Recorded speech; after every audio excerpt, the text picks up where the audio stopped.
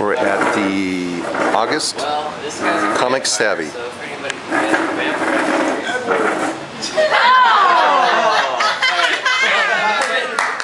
Nobody wins then. Okay, how about this? Who can name the worst comic book? Vito? Bingo. Rich, you get the other green letter. Wow, what's the question? What's the question? And I didn't appreciate your non-participating since you worked this.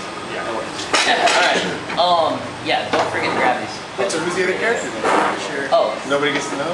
Vito, and this is Karos.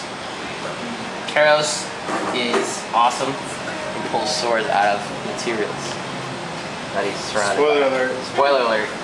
Spoiler. And he's also Greek. Spoiler alert. So yeah, real quick, we did in our podcast we did a rundown of like the movies coming up, comic book movies coming up, and before I get into that, I just want to say Cowboys and Aliens was probably about as lackluster as the comic. You guys have seen it. I saw it drive-in. It's still about a C+ for me. Yeah, but they redid the cover. I hate that.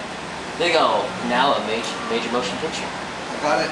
So the first one was watch the movie, and now I don't want to watch the movie. Did you read it? Yeah, it's good for 20 minutes. Exactly, which is what I'm in comic. They do this with all the books anyway, with all regular books.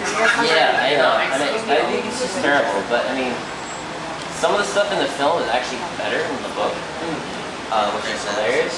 But I think the aliens were better. Daniel Craig was great, and he's not making this book, so yeah, you got deceived with having to be on the front. It feels nice. It does feel nice. It's pretty great. So you did read it and you didn't want to see the movie? Right. Yeah. I was there to watch the movie after reading that. I wanted to Yeah. The whole thing about it was first pitched as a movie and then rejected by every studio in town. Then they decided, oh, let's just have a comic artist make a graphic novel cover piece for it. So now the studios will have something to sell along with it.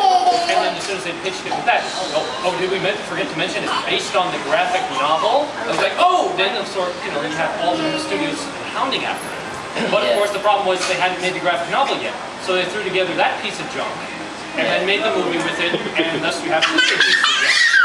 You can tell it's rushed, just like the movie. It seems like it's kind of rushed. I was like, are the pages missing or something? Is this the short version? And what's crazy is the guy who created it and all that, like, he wasn't consulted at all for the film.